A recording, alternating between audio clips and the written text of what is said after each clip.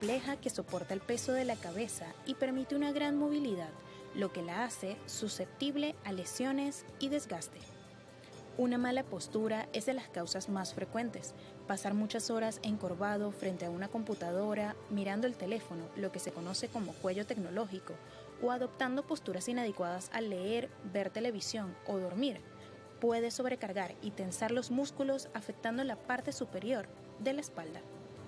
Factores como el estrés, movimientos bruscos, el envejecimiento o una compresión nerviosa puede dejar graves secuelas en esta parte del cuerpo. Para la prevención es importante llevar a cabo algunas actividades diarias, entre ellas, al dormir, adoptar una posición recta del cuello, en el trabajo, sentarse en sillas altas y con respaldos adecuados. Cuando se vayan a subir y bajar objetos, debe hacerse de manera correcta, agacharse flexionando las rodillas y con la espalda estirada llevando el peso lo más cerca del cuerpo. Es importante buscar atención médica si el dolor es severo o si se acompaña de otros síntomas como fiebre, dolor de cabeza, confusión, entumecimiento, hormigueo o debilidad en los brazos o piernas. En la mayoría de los casos no es grave y mejora con medidas conservadoras, pero un diagnóstico preciso por parte de un especialista es fundamental para determinar la causa subyacente y el tratamiento adecuado. Así es, un tratamiento adecuado va a ser fundamental y un diagnóstico preciso también para esto. Parece que hay que ver el motivo por el cual usted está teniendo dolor cervical y para eso se necesita también una serie de estudios de imágenes que van a ayudar a la revisión física, ¿cierto? Sí, correcto, pero fíjate que nosotros en el dolor cervical nos basamos mucho en la semiología, que es lo que encontramos en el consultorio, y de ahí con criterio médico decidimos si realmente necesita un estudio de imagen que acompañe lo que tú ya viste en el consultorio. Entonces, ¿qué hacemos? Bueno, hacemos una revisión musculoesquelética completa, vemos cómo están los rangos cervicales, si están completos, si no están completos o si en algún punto tienen dolor, ¿ok? Revisamos cosas básicas como reflejos, sensibilidad, fuerza muscular tanto proximal, que es la que está aquí cerca, como distal, que es la que está aquí en los dedos.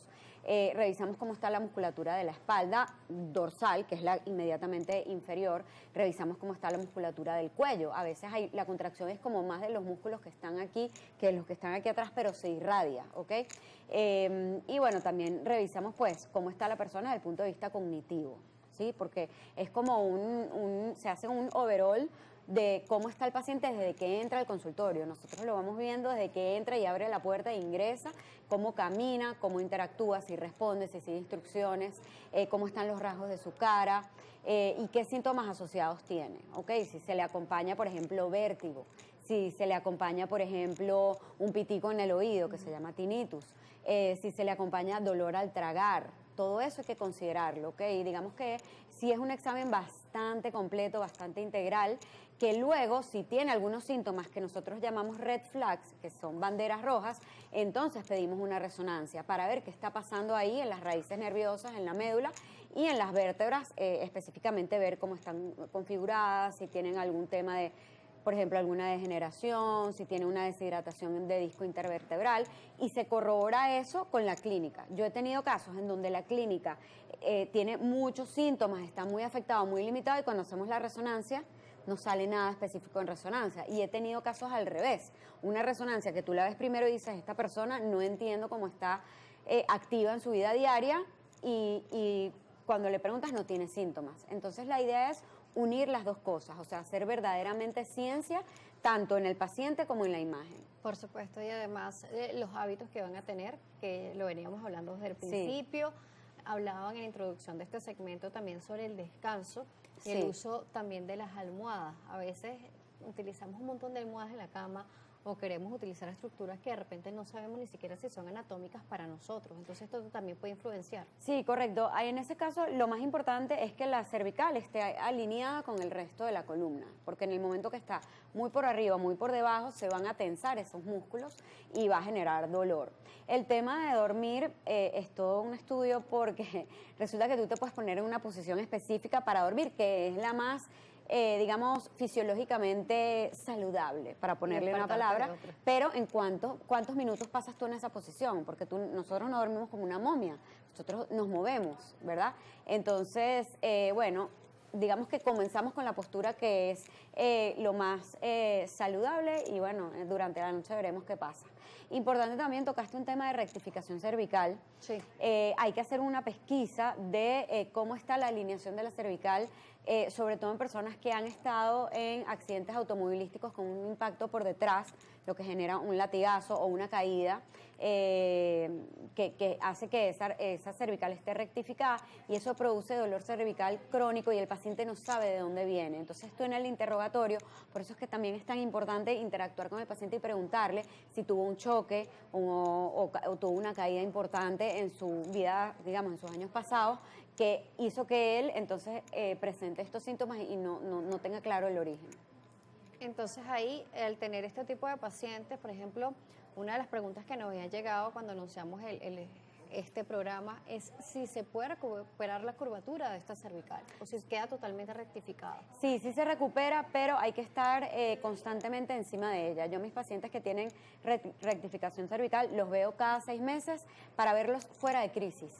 O sea, no es lo mismo recibir un paciente que está en crisis de dolor 10/10, que tienes que atacar muchas cosas a la vez, a lo mejor hay que medicarlo, hay que usar otras herramientas, que con un paciente que ya, digamos que controlaste todo lo que estaba como perturbando su vida o limitándolo y tiene un dolor 1/10. Entonces ahí tú te enfocas en flexibilizar la curva y hacer un fortalecimiento y mejorar flexibilidad general también. Por supuesto. Bueno, vamos a hacer también un alto en la entrevista porque nos corresponde también ver el día de hoy algunas recomendaciones y en esta oportunidad te lo vamos a ver en Salud a tu alcance.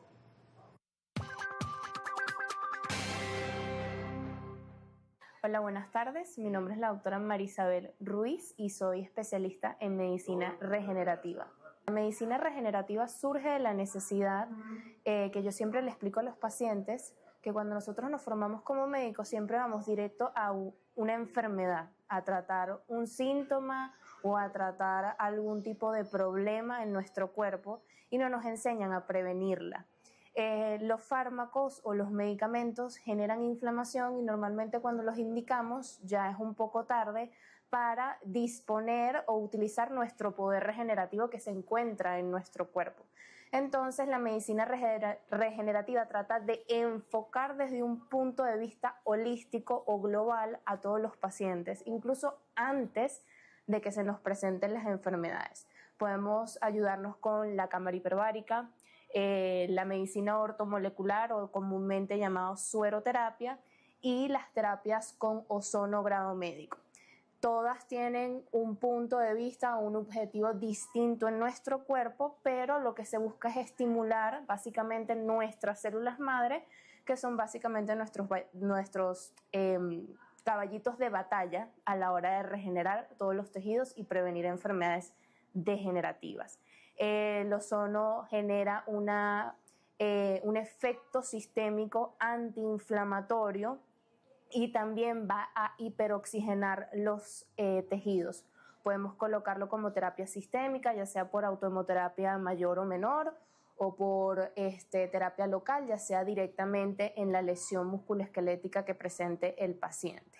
Y los podemos también ver apoyados con la parte de medicina ortomolecular, que son los sueros, dependiendo de las necesidades de cada paciente.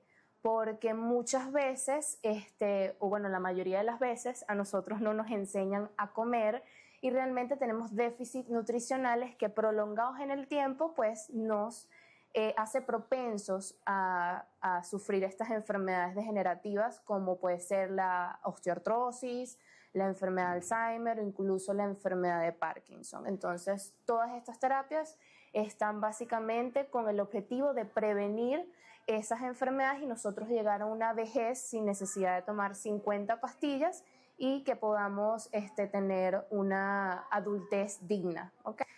Yo soy la doctora Marisabel Ruiz, especialista en medicina regenerativa. Nos puedes encontrar en el centro o en las redes sociales de Oxigenarte, @oxigenarteve, y a mi persona en mi Instagram profesional, @doctora.mruiz95.